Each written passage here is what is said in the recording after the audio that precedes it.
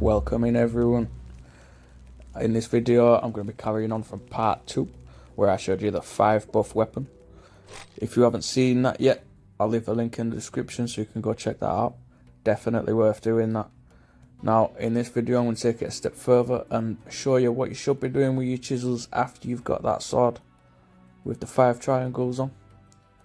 Now even late into endgame, my armour has got 4 defense charms and it's got 1 weaken chance. As I mentioned in the last video, the mythic slots come with really good charm slots for completing Karnheim and doing the rift initially. So these are the default slots that you get. You get 13 defense slots, you get 6 hero slots, you get 3 status and 3 resist slots. I thought that it'd come with minion slots, but it doesn't. So if you're playing the Rift every week, you're going to be getting chisels from the shops and from map drops as well. So build those up because it takes a few. It's completely random when you use them. It takes a few to get what you want. But I've displayed here the ones that I think you should change first. I think you should put make the body like my body, put a status on the right hand side and add another defense in there. And then on the helmet, I recommend you add another resist slot. So now you're going to have 2 resist and 1 status on there, because if you have anything less than yellow charms, you're going to need 2. Even blues will be enough, they'll give you a good chance. 2 blue weaken chance and 2 blue expose resist. I'm recommending expose resist if you've already finished Karnheim, because there's bosses in the expert rift that expose you, the skeleton one, deceiver, and time lost. They expose you with basic attack and it can lead to a world of hurt. So if you're already in the expert rift, you'll know about these guys.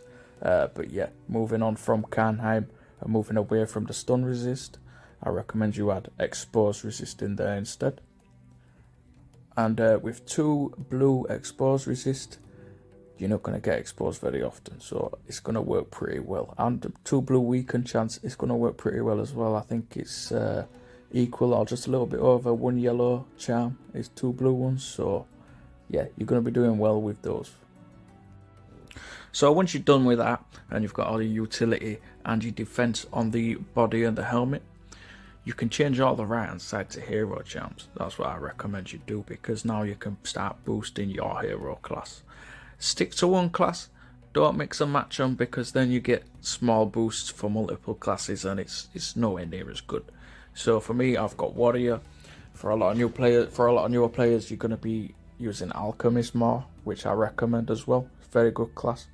But this is the point where you can start really boosting your heroes. So you're going to have 15 slots on your mythic alone, just from these 3 pieces, and you've got all the utility that you need. On the left hand side, you've got your expose resist, you've got your weaken chance, you've got everything that you need to succeed in the rift. You've got defense and you've got a lot of hero charms as well. Now what I don't recommend you do is start forging yellow charms, because if you look at yellow charms, it's going to cost you 7 purple to make one. Now 7 purple, if you slot them, that's 140%. If you forge that into a yellow, you're going to get 25% from that one charm. Now you're going to be a lot better off if you just slot the 140%. And same goes with blues as well. You can start forging up blues and make 2 or 3 purple, or you can just slot all your blues and you're going to have a lot more power in the slots that you've got. And then just start upgrading them 1 charm at a time. Go from 1 blue into a purple, and then when you've got all purple, go from 1 purple into a yellow, which you see I'm in the process of doing that now. It's a long process, I'll admit, but yeah, you're going to be better off and you're going to be a lot more powerful from doing that quicker. So then moving on from there, I recommend you change the slots again on the body and the helmet. As the rarity of your weaken chance and your expose resist goes up, you don't need as many of them. So as you start to get yellow ones, you can start thinning out those status slots and have 1 expose resist, have 1 weaken chance. You're still not going to get exposed very often, and you still your weaken is still going to land most of the time, which gives you access. It gives you more freedom. You can add more defense on the helmet, or you can do what I did and add more hero power. Completely up to you. But yeah, now you're starting to move into endgame. Now you can start min-maxing your armor and your slots.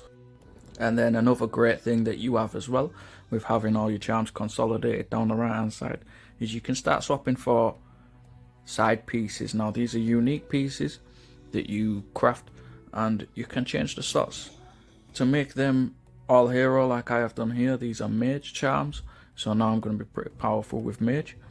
And yeah, I use this in the arena, and I use this on guild bosses. It's a very strong class.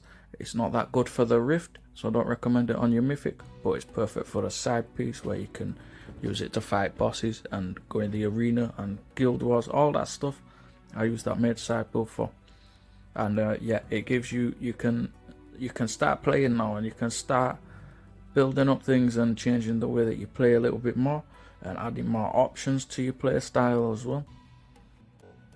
Now I know I've already done a video on it, but I've been asked a few times about my hammer as well, so I'm going to throw in a little piece about the hammer. Now, I don't actually recommend you spend chisels on it straight away, or be in a hurry to spend chisels on it, because it comes in a very usable state. With the default slots, what I recommend you put on it is 1 fury chance in the buff slot, 1 expose chance in the circle, 1, and then for your crit charms, I recommend you put 1 crit chance on chain, has to be on chain, and 2 crit damage on chain. Now the reason on chain is better is because you get, it's when you're in your turn, it's turn 2 and 3. If you put ultimate on there, it's number 4.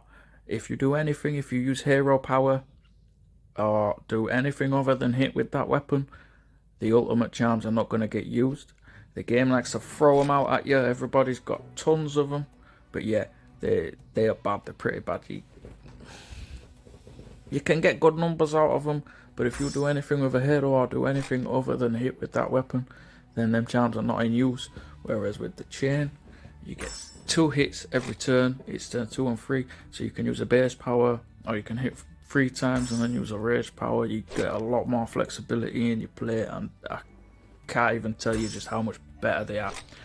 Anyway, as you see in the back here, I'm going to equip my hammer, which is 5 pentagon. It's 1 crit chance on chain and 4 crit damage on chain, and they're all yellow. And I'm going to use the mage build that I just talked about, and I'm going to show you how it goes in the arena. I know I've already done a video on it, but here we go. I'd like to clarify as well, this weapon is not built for the rift. The 5 triangle weapon is for the rift primarily. The hammer is for other stuff like this. So the first thing I want to do is, I know my hammer is attuned to goblin right now, so I'm going to swing twice at the goblin, and the chain charms are going to absolutely melt it. And then in the second turn, because I've got the Valiant Gauntlet and I've got Critter equipped, she's going to charge in 4 turns, so I'm going to swing twice. I'm going to use Critter base, and then I'm going to kill him with Alder. And I don't even have all my mage charms equipped, I've only got 3 pieces equipped right now. This is just to show you how powerful side builds can be.